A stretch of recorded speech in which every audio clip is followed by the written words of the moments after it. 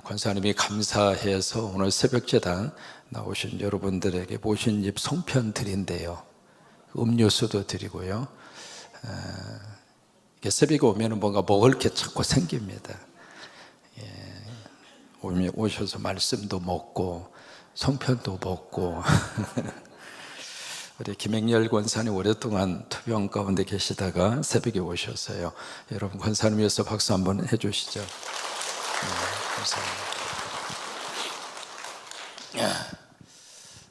이제 어제 예수님께서 누구를 대상으로 말씀을 하셨느냐면 제자들을 놓고 뭐라고 말씀을 하셨느냐면 이제 물질 문제를 예수님이 다루십니다. 다루시면서 이제 그 앞에 정직하지 못한 매니저 이야기를 꺼내신 다음에 두 가지 물질에 대해서 예수님이 제자들에게 가르침을 주세요. 첫째는 물질을 써라. 그래서 불의한 재물로 누구를 사귀라? 친구를 사귀라. 그러니까 물질을 쓰라는 이야기입니다. 그 이야기가. 세상은 물질을 자꾸 쌓아놓으라고 그러는데 주님은 아니야. 물질 써. 쓰라고 주는 게 물질이야. 그거예요. 여러분 그 예수님 말씀대로 여러분 물질을 꼭 쓰시기를 바랍니다. 나를 위해서도 좀 쓰세요. 안 먹고 안 쓰고 자식한테 다 주려고 그러는데 물론 줘야 되겠죠. 그런데 살면서 깨닫는 게 있습니다. 먹는 것도 때가 있습니다. 입맛이 있어야 먹지 입맛이 없으면 돈이 있어도 못 먹어요. 그러니까 입맛이 있을 때 막 사서 잡수셔. 왜 아멘 안 하죠? 그냥 안 쓰고 안 먹고 모아서 이렇게 주려고 생각하면 나중에요 상속세가 보통이 아닙니다. 세금으로 많이 가져가시니까 그러지 마시고 여러분 자신을 위해서 먹고 싶은 거 있으면 잡수시고 가고 싶은 데 있으면 가고 근데 주일은 꼭 성수하시고 자신을 위해서도 쓸 수 있는 여유가 좀 필요하겠구나 그 생각이 들고 정돈이 없으면 아파트 또 이웃을 위해서도 쓸 수 있는 마음의 여유가 있어야 됩니다. 이웃이 힘들어하면 조금이라도 이렇게 도와주잖아요. 조금이라도 돈을 통해서 그 사람을 이렇게 세워주면 그게 친구를 얻는 거거든요. 또 하나 그 물질을 누구를 위해서 좀 쓸까요? 하나님 위해서 쓰시고 그래서 여러분 꼭 그렇게 기도하세요. 하나님 우리 가정에 물질의 복을 주셔서 나를 위해서도 좀 쓰고 이웃을 위해서도 좀 쓰고 그리고 하나님을 위해서도 쓸 수 있는 물질을 우리 가정에 부어 주시옵소서. 그 다음에 두 번째는 예수님이 주신 포인트가 두 번째 포인트입니다. 재물과 하나님을 겸하여 섬길 수 없다. 우리말 번역에는 재물이라 그렇게 되어 있는데요 영어로는 돈이라고 되어 있어요. 그러니까 you cannot serve 이렇게 serve 한다고 그러잖아요. 봉사한다고 그러잖아요. 할 수 없다. Both God and money. 돈과 하나님을 겸하여 섬길 수 없다. 그게 이제 예수님 마지막 말씀이거든요.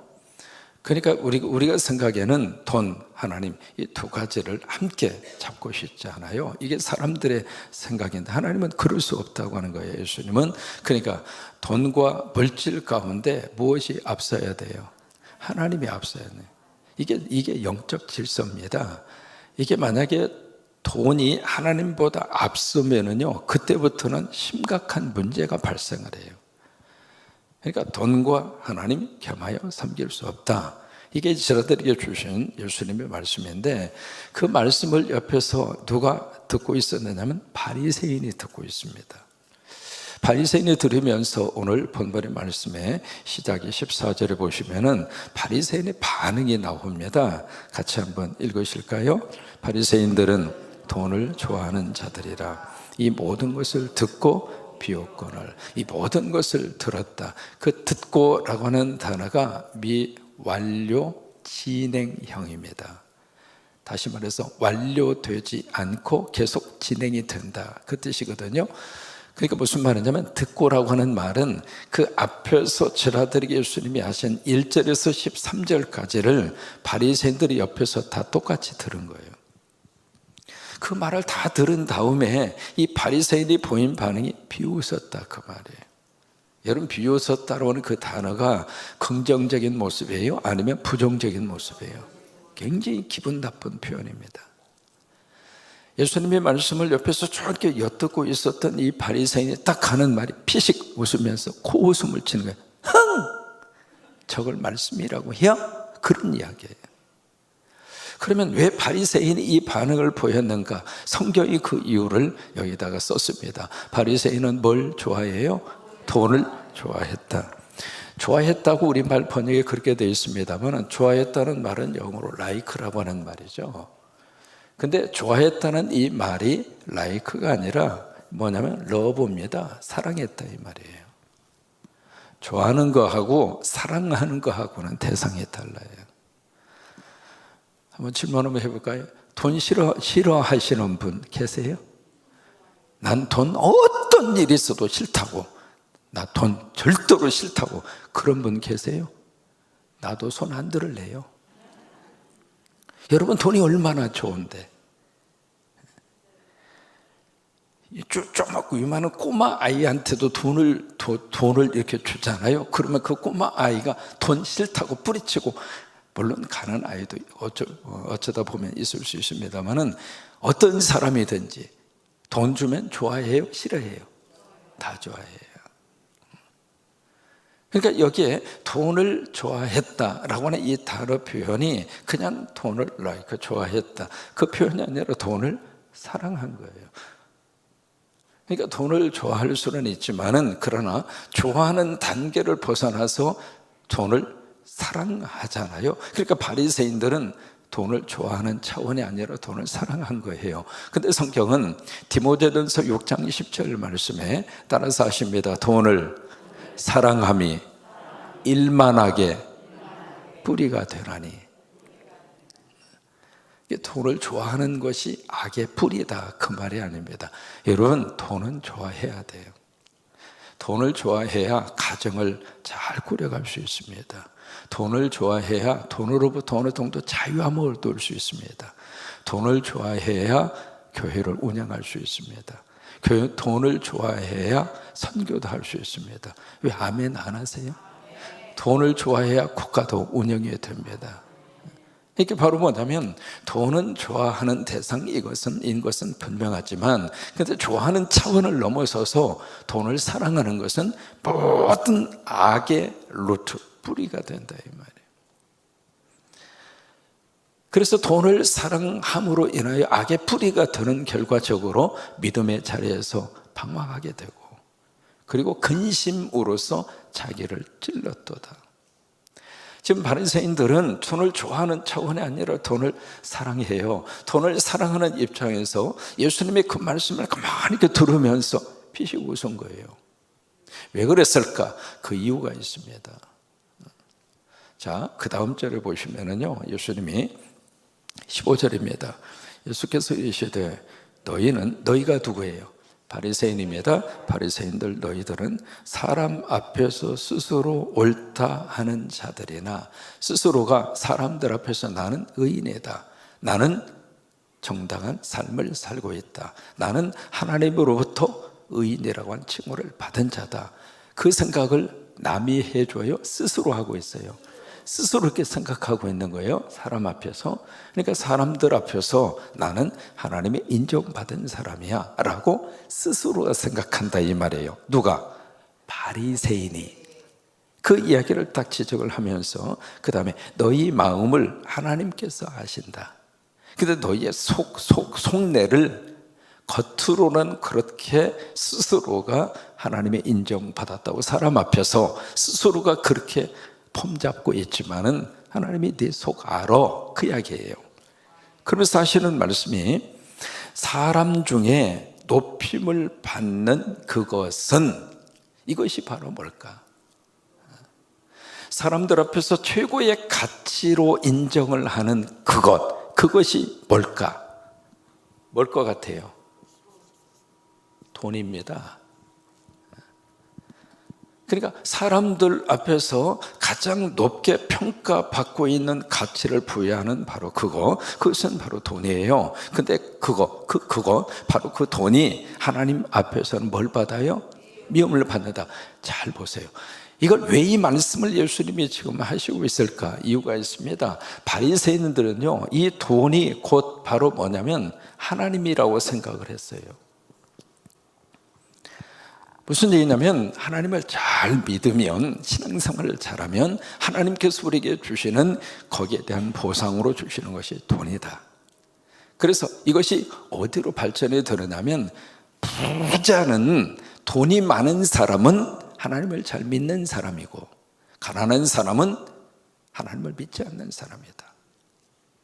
그 다음에 하나님을 잘 믿어서 돈을 많이 버는 부자는 구원받은 사람이고, 하나님의 복을 받지 못해서 가난한 사람은 구원받지 못한 사람이다. 여러분, 이게 맞아요? 틀려요? 틀리죠? 분명하죠? 그런데 그 생각이 바리새인 속에만 있는 게 아니더라, 이 말이에요. 오늘 우리 생각 속에요, 묘한 그 생각이 우리 생각 속에 딱 져들어 있습니다.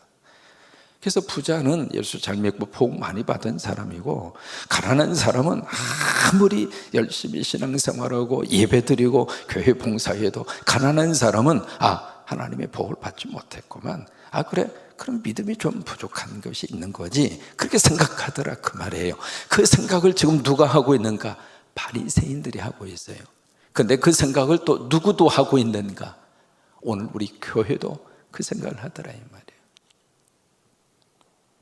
그러니까 바리새인들이 사람들 앞에서 뭔가 이렇게 돈을 좋아하는 사람들이어서 뭔가 이렇게 부자였겠죠. 돈을 많이 가지고 있었겠죠. 그러니까 바리새인들이 그 돈 많은 그 부자인 바리새인들의 사람들 앞에서 그래, 나 하나님 복 받아서 이렇게 부자가 됐어, 그렇게 지금 폼잡고 있는 거예요. 근데 하나님 보실 때에는 내가 너희의 속마음을 알고 있는데 너희 속에 하나님이 없다, 이 말이에요. 네가 가장 좋아하는 그것, 하나님은 가장 미워한다, 이 말이에요. 그리고 이게, 이 돈이 모든 신앙생활의 기준이 돼버린 거예요. 오늘 우리 교회 안에도, 내 마음속에서도 그런 마음이 참 많이 들어올 수 있습니다. 근데 이 땅을 샀어요. 샀는데 세상에 몇 년 후에 대박이 난 거예요. 그래서 수십 배로 뛴 거예요. 그때 우리 나오는 반응이 있죠. 하나님이 복을 주셔서. 물론 그럴 수 있습니다.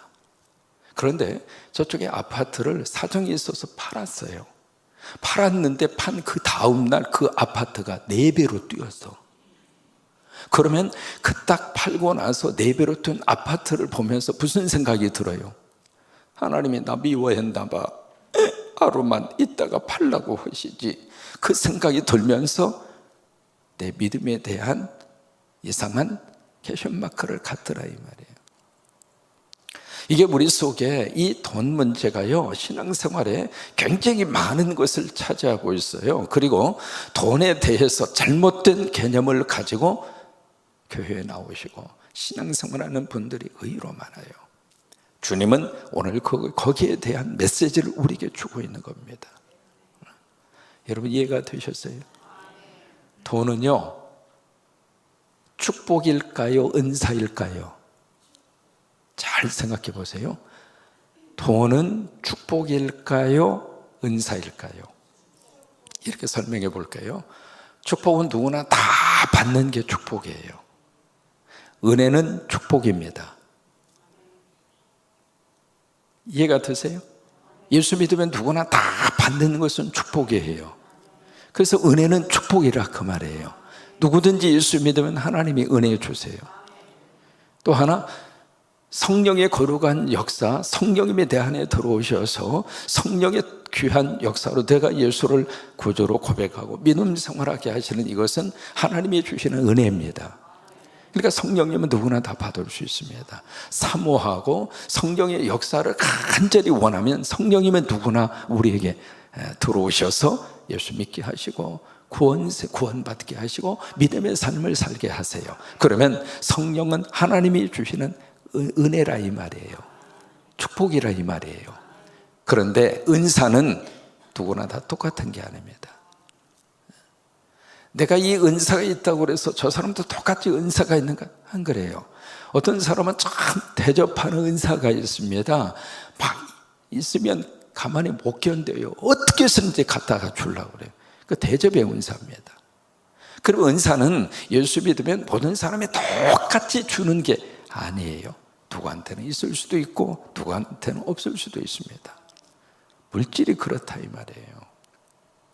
우리가 예수 믿으면 이 돈 문제에 대해서 하나님의 축복으로 주셔서 누구나 다 똑같이 이 교회 출석하는 동안 1년에 1억씩 하나님이 똑같이 나눠 주시지는 않잖아요. 많이 벌 수도 있고 조금 벌 수도 있고, 가정 속의 물질이 어느 정도 채워줄 수도 있고 그렇지 않을 수도 있고. 그러니까 물질은요 축복이 아니라 은사입니다. 돈 버는 은사가 있는 분이 있잖아요. 똑같이 가게를 하더라도 어떤 분들은 그 가게를 잘 운영을 해서 손님이 많아요. 근데 똑같은 가게인데 어떤 사람은 손님보다도 파리가 더 많아. 그럼 벌써 그 사람에게는 장사는 은사가 있고 없고 차이라 이 말이에요. 그러니까 이게 은사에 대한 문제이지 이것이 하나님의 어떤 축복의 차원으로 이 물질 문제를 바라보면 왜 저 사람은 받았는데 왜 나는 하나님이 안 주시느냐 그 생각이 든다 이 말이에요. 바리새인들은 이 바로 돈 문제를 하나님으로 거의 직결을 시킨 거예요. 그러니까 하나님 잘 믿으면 돈은 자동으로 와야 되고, 그리고 자동으로 돈이 와야 되는 이것이 만약에 오지 않는 사람이 있다면 그 사람은 하나님 믿는 사람이 아니고 하나님으로부터 복받은 사람이 아니고 그렇게 보더라 이 말이에요. 예수님은 그 점에 대해서 정확하게 지적을 하고 있는 겁니다. 15절을 다시 읽겠습니다. 예수께서 이르시되 너희는 사람 앞에서 스스로 옳다 하는 자들이나 너희 마음을 하나님께서 아시나니. 그러니까 그들은 하나님을 섬긴다고 말은 하지만 그들 속에는 뭐가 잡고 있어요? 돈을 섬긴다 이 말이에요. 바로 그것은 하나님 앞에서 미움을 받는 것이라. 18절 16절입니다. 율법과 선지자는 요한의 때까지요 그 후부터는 하나님 나라의 복음이 전파되어 사람마다 그리로 진입하느니라. 여기 요한은 세례 요한입니다. 세례 요한이 구약의 마지막 인물입니다. 구약의. 그래서 세례 요한을 통해서 구약이 다 끝난 거예요. 그래서 율법과 선지자는 세례 요한 때까지다 그 말이에요. 그 후부터 누가 오셨는가? 메시아 예수님이 오셨어요. 그래서 예수님이 오신 그 다음부터는 하나님 나라의 복음이 전파되어, 복음이라고 하는 단어가 나옵니다. 그래서 예수님이 오셔서 가장 먼저 설교하신 내용 혹시 기억하세요? 회개하라, 그 천국, 하나님 나라 복음, 그게 이제 전파가 되어 사람마다 그리로 진입하느니라. 그러니까 예수 믿으면 예수님을 통해서 천국 간다 그 말이에요. 돈이 있어서 천국 가고 부자들만 천국 가는 것이 아니라 예수 믿음으로 천국 간다 그 말이에요. 근데 이 바리새인들은 돈 많은 부자만 하나님의 복을 받아 구원받고 천국 간다고 생각하고 있느냐 이 말이에요. 아니다 이 말이에요. 여러분 이 개념을 정말 우리 믿음 안에서 깨셨으면 좋겠어요. 가난한 사람이라 할지라도 그에게는 하나님의 은혜가 있습니다. 믿음이 있습니다. 어떤 의미에서요, 물질적으로 가난한 사람이 더 순수한 마음으로 하나님을 사랑하는 경우도 얼마든지 있습니다. 하나님이 아무리 은사가 있어서 물질을 여러분들이 가질 수 있다 하더라도 그 공간 속에 하나님은 항상 계셔야 복이에요. 물질이 적어도 그 안에 하나님 모시고 사는 사람이 행복한 거예요. 이게 돈이 많이 있느냐 없느냐 그것은 상대적 개념이에요. 내가 많이 가질 수도 있고 내가 적게 가질 수도 있고, 이게 한국이 아무리 큰 부자라 할지라도 미국의 세계적으로 갑부 그 사람 앞에 딱 서면 한국의 부자는 게임도 안 돼요. 이게 부자라고 하는 것은 많고 적음이라고 하는 것은 절대적 개념이 아니에요. 그냥 상대적인 개념일 뿐이에요. 내가 가난하다, 내가 지금 먹을 것이 없다, 빈곤하다, 그것도 상대적 개념이에요. 여러분들이 만약에 아프리카 가시잖아요. 여러분들 모두 다 부자입니다. 인정도 안 하셔. 이번에 우리 중고등부 친구들이 필리핀 뚜보 지역에 갈 터인데, 뚜보 지역에 딱 가면 세상에 우리가 이렇게 많이 누리고 살고 있구나. 다 상대적 개념이에요. 상대적 개념. 그러면서 여기에 이제 17절 말씀에 그러나, 왜 이 그러나라고 하는 말씀을 주시고 있을까? 세례 요한 때까지 구약이 끝나니까, 그럼 구약에서 주시는 율법, 그 율법이 그러면 그걸로 끝난 거냐? 여기서 이제 나오는 것이 뭐냐면, 좀 저기한 표현입니다만, 율법 폐지론자라고 하는 게 여기서 나오는 거예요. 율법 폐지론. 그러면 세례 요한 때까지 율법과 선지자의 시대이고, 예수님이 오신 다음에는 율법은 필요 없느냐? 그 문제예요. 거기에 대해서 율법 폐지론이라고 하는 것이 등장을 해요. 그런데 예수님은 뭐라고 말씀하시는 거? 아니다. 율법의 한 획이 떨어짐보다, 획이라고 하는 것은 율법의 한 글자입니다. 글자 하나가 사라지는 것보다 천지, 하늘과 땅이 없어지는 것이 훨씬 쉽다. 무슨 얘기예요? 율법 절대로 사라지지 않는다. 왜? 율법은 누가 주셨으니까? 하나님이 주셨으니까. 그래서 성경 속에 신약만 있는 것이 아니라 신약과 구약이 함께 있는 거예요. 만약에 율법이 필요 없다면 구약 뭐하러 읽어요? 구약 뭐하러 필요해요? 신약만 있으면 되지. 그런데 같이 이렇게 주신 이유는 율법 그 자체를 하나님께서 없애지 않으셨다, 그 이야기예요. 여러분, 왜 그럴까요? 우리가 은혜를 받아서 복음을 통해서 천국에 들어가지만은 예수 믿은 다음부터 그 은혜 속에서 하나님이 주신 말씀을 붙잡고 우리가 삶에서 말씀의 법을 따라서 살아야 복받고 사니까. 그래서 한 가지 예를 드는 거예요. 율법은 절대로 없어지지 않는다. 한 가지 예를 드는데, 그 예가 바로 10계명의 제 7계명이에요.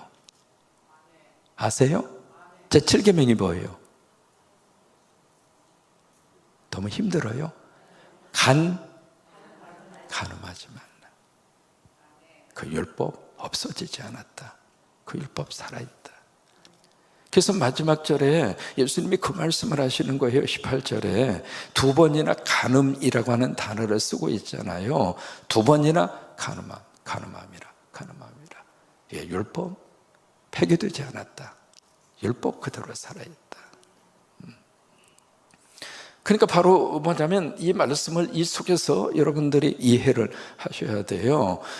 돈만 많으면 하나님이 모든 것을 다 용서하고, 그래서 하나님이 나에게 내 믿음을 보시고 하나님이 많은 복을 주셔서 내가 이렇게 하나님도 잘 믿고 신앙생활도 잘한다, 그렇게 지금 사람들 앞에서 폼잡고 있는데 실상을 보니까 너희들 그게 아니야. 돈은 그런 게 아니라. 그러니까 이 바리새인들에게 예수님은 그들이 붙잡고 있는 그 나름대로의 율법이라고 하는 그 속에서 복음에 대한 가장 중요한 것을 그들은 잃어버린 거예요. 여러분, 천국 가는 것은 예수 믿어 가는 거예요. 부자라고 그래서 가고 가난한 자라고 그래서 못 가고 그런 게 아니라 그 말이에요. 그러면서 또 하나, 율법이 필요 없느냐? 아니다. 율법은 율법대로 우리가 하나님의 뜻을 받들어서 살아내야 할, 천국 백성들이 지키고 살아야 할 법이다. 그러면서 제 7계명을 꺼내신 거예요. 결론으로 말씀드립니다. 주님은 이 물질을 주인으로 섬기는 것을 주님은 원하지 않습니다. 돈은 우리의 종으로, 하나님은 나의 주인으로. 그래서 베이컨이라고 하는 사상가 있잖아요. 그 사상가가 그런 이야기합니다. 돈은 우리의 최선의 종이다. 그러나 돈은 또 하나 우리의 최악의 군주다. 만약에 돈을 우리의 주인으로 섬기고 살면 평생 돈의 종으로 살아요. 계속 그 속에서 죽을 때까지 돈 하다가 돌아요. 주님은 우리가 그렇게 사는 것을 원하지 않았어요.